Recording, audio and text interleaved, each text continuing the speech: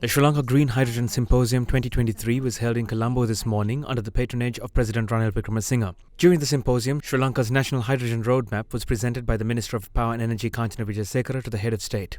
This roadmap is a collaborative effort between the Petroleum Development Authority of Sri Lanka and Greenstat Hydrogen India, with the support of the United States Agency for International Development.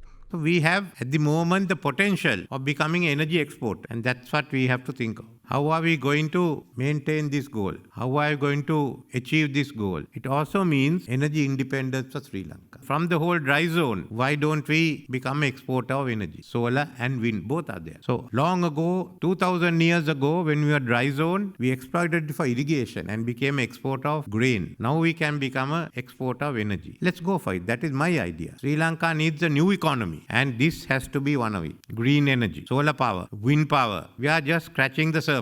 I think the World Bank draft gave us about 50 gigawatts. Even 50 gigawatts is big looking at the requirements of many other countries. You have the surplus to export. Let's build on it. That is my view. And that's what I'm going at. Now you talk of $10 billion worth of investment for a bankrupt country. Just imagine having $10 billion worth of investment by 2030. That makes a big difference to our economy. It makes it more attractive. Why do I ask for green hydrogen? Because we have a future with green hydrogen. To begin with at home, we will have our ports. We'll be able to supply green hydrogen. We become a regional location. Just look at that. And if you need it for aircrafts, okay, logistics and energy linked together. So many other areas, manufacturing. So this is why I've decided that we go in for a few of the newer technologies. Green energy is one. Sri Lanka will have an energy transition law, and immediately I'll be setting up a new committee which will have multi-agency committee. The cabinet paper will most probably be submitted to cabinet next week. The U.S. is here to partner with you, with Sri Lanka, as we adapt to the impacts of climate change and pioneer new technologies that will create a cleaner, safer, and more sustainable world for all.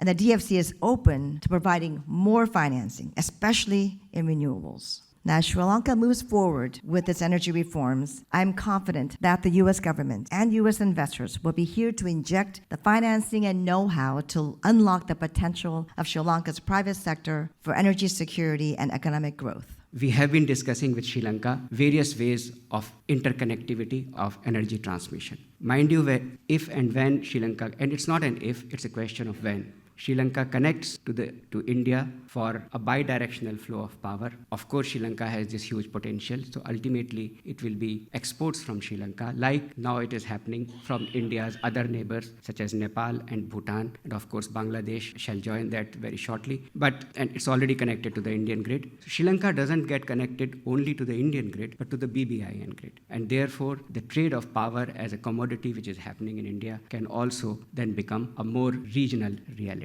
In my view, Sri Lanka has the ability, at least per capita, to become a regional superpower in green energy. And that's why this agenda is so exciting. A lot of countries will have to meet their commitments on climate by importing things like green hydrogen. And that's where this great export opportunity for Sri Lanka arises. The hydrogen roadmap that Sri Lanka is developing will be a key tool to help us understand how we can support that journey.